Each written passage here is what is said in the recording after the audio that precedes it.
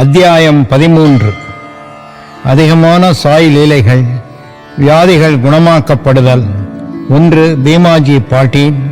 2. பாலா ஷிம்பி. 3. பாபு சாஹேப் பூட்டி. 4. ஆலந்தி சுவாமி. 5. காக்கா மகாஜனி. 6. ஹர்தாவைச் சேர்ந்த தத்தோ பந்த். மாயையின் அளவறியா சக்தி. பாபாவின் மொழிகள் எப்போதுமே சுருக்கமானவை, மிருதுவானவை, ஆழமானவை, பொருள் செறிந்தவை, திறமையானவை, நன்றாக சமநிலைப்படுத்தப்பட்டவை. அவர் எப்போதும் திருப்தி அடைந்தவராக இருந்தார், எதற்கும் கவலைப்படவில்லை.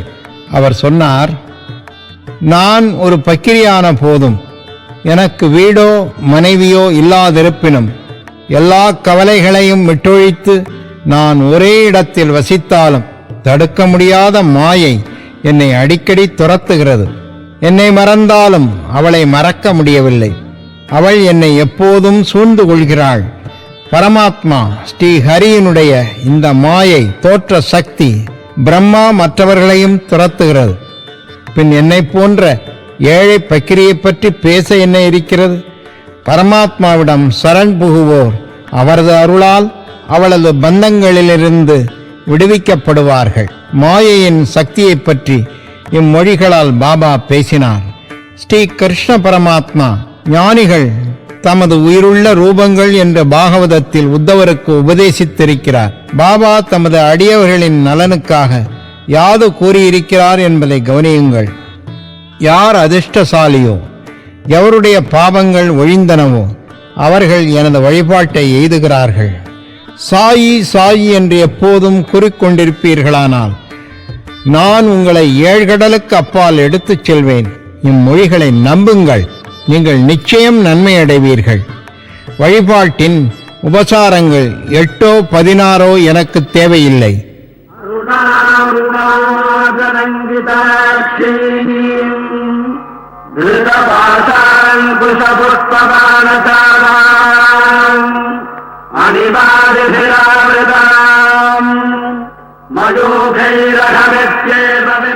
எங்கு முழுமையான பக்தி இருக்கிறதோ அங்கு நான் அமர்கிறேன். தம்மைத்தாமே முழுவதுமாக சரணடைவோர்களின் தோடரான சாயி அவர்களின் நன்மைக்காக என்ன செய்தார் என்பதை தற்போது படியுங்கள். பீமாஜி பாட்டீல், புனே ஜில்லா, ஜின்னார் தாலுகா, நாராயண்காமைச் சேர்ந்த பீமாஜி பாட்டீல் என்பவர் பல வியாதிகளாலும் நெடுநாள் நெஞ்சு வலியாலும் துன்பப்பட்டார். முடிவில் அது க்ஷயரோகமாக மாறியது. அவர் எல்லாவித சிகிச்சைகளையும் முயன்று ஒரு பிரயோஜனமும் இல்லை. எல்லா நம்பிக்கையையும் இழந்து முடிவாக கடவுளை நோக்கி அவர் வேண்டிக் கொண்டார். ஓ நாராயணமூர்த்தியே, இப்போது என்னை குணப்படுத்தும். சூழ்நிலைகள் எல்லாம் நன்றாக இருக்கையில் நாம் கடவுளை நினைப்பதில்லை. கேடும் துரதிர்ஷ்டமும் நம்மை தாக்கும் போது நாம் அவரை நினைக்கிறோம். எனவே பீமாஜி இப்போது கடவுளை நோக்கி திரும்பினார். இந்த விஷயத்தில் பாபாவின் பெரும் அடியவரான நானா சாஹேப் சந்தோர்காரை கலந்து ஆலோசிக்க அவருக்கு தோன்றியது. தனது துன்பங்கள் அனைத்தையும் கூறி அவருக்கு ஒரு கடிதம் எழுதி அவருடைய கருத்தை தெரிவிக்க கேட்டிருந்தார். நானா தமது பதிலில் ஒரே ஒரு வழிதான் இருக்கிறது, அதாவது பாபாவின் பாதங்களிலிருந்து உதவி பெறுவதே ஆகும் என்று கூறினார். ஷீரடிக்கு அவர் கொண்டு வரப்பட்டு பாபாவின் முன் வைக்கப்பட்டார். திரு நானா சாஹேபும் ஷாமாவும் அங்கு இருந்தார்கள். முன்னைய தீய கருமங்களாலேயே இந்த வியாதி என்று பாபா சுட்டி காண்பித்து முதலில் இதில் தலையிட தீர்மானம் இல்லாதவராக இருந்தார். நோயாளியோ தாம் அனாதரவானவர் என்றும் அவரையே சரணாகதி அடைந்திருப்பதாகவும் அவர்தாம் கடைசி கதி என்றும் கருணை காட்டும்படியும் கூறி அலறத் தொடங்கினார். அப்போது பாபாவின் உள்ளம் உருகியது. அவர் கூறியதாவது, பொறு, உன்னுடைய கவலைகளை தூர எறி. உன்னுடைய துன்பங்கள் ஒரு முடிவுக்கு வந்துவிட்டன. ஒருவன் எவ்வளவுதான் நசுக்கப்பட்டு வேதனைப்பட்டவனாக இருந்தாலும் இந்த மசூதியில் கால் வைத்த உடனேயே அவன் மகிழ்ச்சியின் பாதையில் செல்கிறான். இங்கே உள்ள பக்கிரி மிகவும் அன்பானவர். அவர் இவ்வியாதியை குணப்படுத்துவார். எல்லோரையும் அன்புடனும் ஆசையுடனும் அவர் பாதுகாப்பார். 5 நிமிடத்துக்கு ஒருமுறை நோயாளி இரத்த வாந்தி எடுத்துக் கொண்டிருந்தார். ஆனால் பாபாவின் சன்னிதானத்தில் எவ்வித வாந்தியும் இல்லை. நம்பிக்கையும் கருணையும் கொண்ட மொழிகளை பாபா உதிர்த்த அத்தருணத்திலிருந்தே வியாதி குணமடையும் நிலைக்கு திரும்பியது. அசௌகரியமும் சுகாதார குறைவும் உள்ள பீம்பாயின் வீட்டில் தங்கும்படி பாபாவால் கேட்கப்பட்டார். ஆனால் பாபாவின் உத்தரவு கீழ்ப்படியப்பட வேண்டும். அவர் அங்கு தங்கியிருக்கையில் பாபா அவரை 2 கனவுகள் மூலம் குணப்படுத்தினார். முதல் கனவில் தன்னை ஒரு பையனாகவும் மராட்டி செய்யுள் ஒப்பிக்காததற்காக உபாத்தியாயரின் கடுமையான பிரம்படியை வாங்கி கஷ்டப்படுவதைப் போன்றும் கண்டார். 2வது கனவில் ஒரு கல்லை யாரோ ஒருவர் தனது நெஞ்சின் மீது மேலும் கீழும் உருட்டி கடுமையான வலியையும் வேதனையையும் உண்டாக்குவதாகவும் கண்டார்.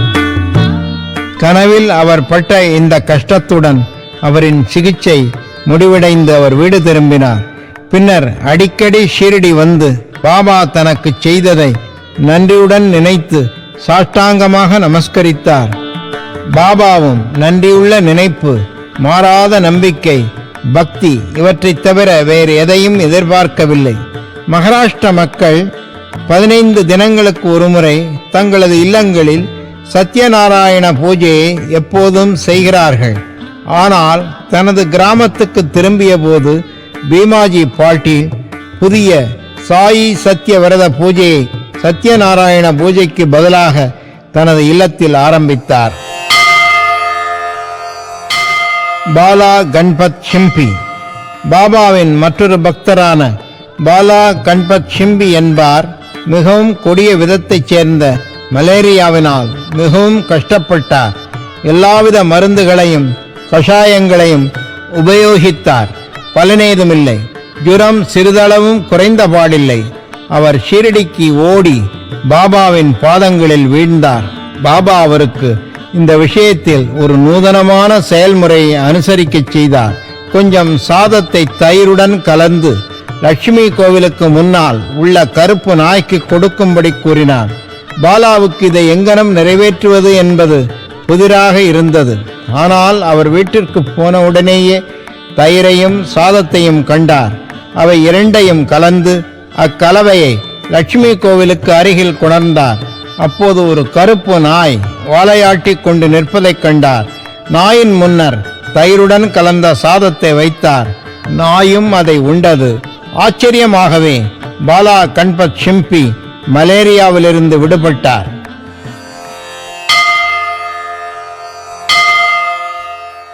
பாபு சாஹேப் பூட்டி ஸ்ரீமான் பூட்டி ஒருமுறை வாந்தி எடுத்தல், வயிற்றுப்போக்கு முதலியவற்றால் அவதியுற்றார். அவருடைய அலமாரி மருந்து மாத்திரைகளால் நிறைந்திருந்தது. ஆயினும் அவற்றால் ஒரு பயனும் இல்லை. வாந்தி எடுத்து வயிற்றுப்போக்கு ஆனதன் காரணமாக பாபு சாஹேப் மிகவும் தளர்ச்சி அடைந்தார். எனவே பாபாவின் தரிசனத்திற்காக மசூதிக்கு செல்லக்கூட அவரால் இயலவில்லை. பாபா அப்போது அவரை கூப்பிட்டு அனுப்பி அவரை தன்முன் உட்காரச் செய்து, இப்போது கவனி, இனிமேல் நீ வெளியேறக்கூடாது என்று கூறி தமது ஆட்காட்டி விரலை ஆட்டி மேலும் வாந்தி எடுத்தலும் நிற்க வேண்டும் என கூறினார். இப்போது பாபாவின் சொற்களில் உள்ள சக்தியை கவனியுங்கள். 2 வியாதிகளும் ஓடிவிட்டன. பூட்டியும் குணமானார். மற்றொரு முறை காலராவால் அவர் தாக்கப்பட்டு கடினமான தாகத்தால் அல்லலுற்றார். டாக்டர் பிள்ளை எல்லாவித சிகிச்சை முறைகளையும் கையாண்டு குணமளிக்க இயலவில்லை. பின்னர் அவர் பாபாவிடம் சென்று தனது தாகத்தை தணித்து தன்னை குணமாக்கும் ஒரு பானத்தை பற்றி பாபாவிடம் கலந்து ஆலோசித்தார். பாபா அவருக்கு சர்க்கரை கலந்த பாலில் வேக வைக்கப்பட்ட கலவைக்கூறாகிய பெரிச்சம்பழம், வால்நட் பருப்பு, பிஸ்தா இவற்றை சாப்பிடுவதை தேர்ந்து அருளினார். எந்த வைத்தியராலும் இது நிலைமையை மோசப்படுத்தி முடிவுக்கு கொண்டு வந்துவிடும் என்று கருதப்படும். ஆனால் பாபாவின் கட்டளையை அறவே கீழ்ப்படியும் குணத்தால் இவை உட்கொள்ளப்பட்டன. அதிசயிக்கப்படும் வகையில் குணமாக்கவும் பட்டது. ஆலந்தி சுவாமி பாபாவின் தரிசனத்தை பெற விரும்பிய ஒரு சாமியார் ஆலந்தியிலிருந்து ஷீரடிக்கு வந்தார். தன் காதில் உள்ள கடுமையான வலியால் அவர் அல்லலுற்றார். அது அவரை தூங்க விடாமல் தடை செய்தது. இதற்காக அவர் ரண சிகிச்சை செய்யப்பட்டார். ஆனால் அது அவருக்கு எவ்வித பலனையும் அளிக்கவில்லை. இந்த வலி மிகவும் கடினமானதாக இருந்தது. அவருக்கு என்ன செய்வதென்றே தெரியவில்லை. அவர் திரும்பி செல்லும் போது பாபாவின் அனுமதியை பெற வந்தார். அப்போது ஷாமா சுவாமிகளின் காது வலிக்கு ஏதாவது செய்யுமாறு பாபாவை வேண்டினார். அல்லாஹ் அச்சா கரேகா என்று கூறி தேற்றினார். பிறகு சுவாமிகள் பூனாவுக்கு திரும்பினார். ஒரு வாரம் கழித்து ஷீரடிக்கு கடிதம் ஒன்று அனுப்பியிருந்தார். அதில் தனது காது வலி மறைந்து விட்டது என்றும் வீக்கம் இருந்தது என்றும் அவ்வீக்கத்தை போக்குவதற்காக பம்பாய்க்கு ரண சிகிச்சை செய்து கொள்ள சென்றிருந்ததாகவும், ஆனால் டாக்டர் காதை சோதித்துவிட்டு ரண சிகிச்சை தேவையில்லை என கூறியதாகவும் குறிப்பிட்டிருந்தார். பாபாவின் மொழிகளுக்கு அத்தகைய ஆற்றல் இருக்கிறது.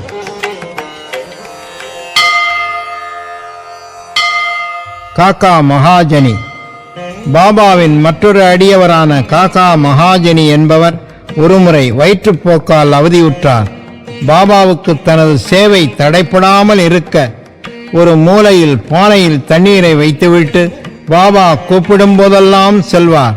சாய்பாபா அனைத்தையும் அறிந்தவராக இருப்பதால் தனது வியாதியையும் அவர் சீக்கிரம் குணப்படுத்துவார் என்று எண்ணிய காக்கா அதை பற்றி எதையுமே பாபாவிடம் தெரிவிக்கவில்லை.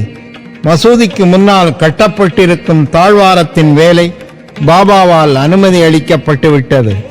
ஆனால் உண்மையில் வேலை தொடங்கியவுடன் பாபா கொந்தளிப்புற்று பலமாக கூச்சலிடத் தொடங்கினார். எல்லோரும் ஓடினார்கள். காக்காவும் ஓடினார். பாபா அவரை பிடித்து அங்கே உட்கார வைத்தார். பின்னர் நேரிட்ட குழப்பத்தில் யாரோ ஒருவர் ஒரு சிறிய நிலக்கடலை பையை விட்டு ஓடியிருந்தார். பாபா கை நிறைய கடலை பருப்புகளை எடுத்து தமது கைகளால் அவற்றை தேய்த்து தோலை ஊதி சுத்தமான கடலை பருப்புகளை காக்காவிடம் கொடுத்து சாப்பிடச் சொன்னார். திட்டுவது, கடலையை சுத்தம் செய்வது, காக்காவை அவற்றை சாப்பிடச் செய்வது என்பன சமகாலத்தில் நடைபெற்றன. பாபா தாமே சிலவற்றை சாப்பிட்டார். பையில் உள்ளவை தீர்ந்ததும் பாபா அவரை தாம் தாகமாக இருப்பதால் தண்ணீர் கொணரச் சொன்னார். பூஜா நிறைய காக்கா தண்ணீர் கொணர்ந்தார். பின்னர் பாபா சிறிது தண்ணீர் அறிந்துவிட்டு காக்காவையும் தண்ணீர் குடிக்கும்படி கூறினார். பாபா அப்போது, உனது வயிற்றுப்போக்கு நின்று விட்டது, நீ இனிமேல் தாழ்வாரத்தின் வேலையை கவனிக்கலாம் என்று கூறினார். இதற்கிடையிலே ஓடிப்போனவர்கள் எல்லாம் திரும்பி வந்தார்கள். தனது வயிற்றுப்போக்கு நின்று போன காக்காவும் திரும்பி வந்து வேலையில் கலந்து கொண்டார். நிலக்கடலையா வயிற்றுப்போக்குக்கு மருந்து? நிகழ்கால மருத்துவப்படி நிலக்கடலை வயிற்றுப்போக்கை மிகவும் அதிகரிக்கும், அதை குணப்படுத்தாது. பாபாவின் மொழிகளே இவ்விஷயத்திலும் மற்ற விஷயங்களிலும் உள்ள உண்மையான சிகிச்சையாகும். ஹர்தாவைச் சேர்ந்த தத்தோபந்த். ஹர்தாவிலிருந்து வந்த தத்தோபந்த் என்னும் பெருந்தகை 14 ஆண்டுகளாக வயிற்று வலியால் அல்லலுற்றார். எவ்வித சிகிச்சையும் அவருக்கு எந்த பலனையும் அளிக்கவில்லை. பின்னர் பாபா பார்வையாலேயே வியாதியை குணப்படுத்துகிறார் என்ற அவரின் புகழை கேள்விப்பட்டு ஷீரடிக்கு ஓடி வந்து பாபாவின் பாதங்களில் வீழ்ந்தார். பாபா அவரை அன்புடன் நோக்கி ஆசீர்வாதங்கள் அளித்தார். பாபா தமது கரத்தை அவர் தலையின் மீது வைத்து ஆசீர்வாதத்தையும் உதவியையும் அளித்த பின்னர் அவர் குணமடைந்தார். அதற்கப்பால் இவ்வியாதியை பற்றிய எவ்வித தொந்தரவும் இல்லை. இந்த அத்தியாயத்தின் முடிவில் 3 நிகழ்ச்சிகள் அடிக்குறிப்பில் காணப்படுகின்றன. 1. மாதவராவ் தேஷ்பாண்டே மூலவியாதியால் அல்லலுற்றார். பாபா அவருக்கு சோனமுகியின் கஷாயத்தை தேர்ந்து கொடுத்தார்.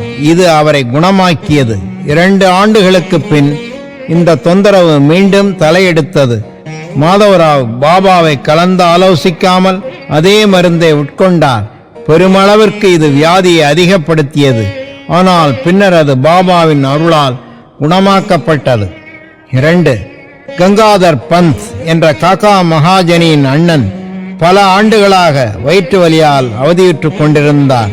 பாபாவின் புகழை கேள்விப்பட்டு ஷீரடிக்கு வந்து தன்னை குணமாக்கும்படி வேண்டிக் கொண்டார். பாபா அவரின் வயிற்றை தொட்டு கடவுள் குணமாக்குவார் என்று கூறினார். அது முதற்கொண்டு அவருக்கு வயிற்று வலி ஏதுமில்லை.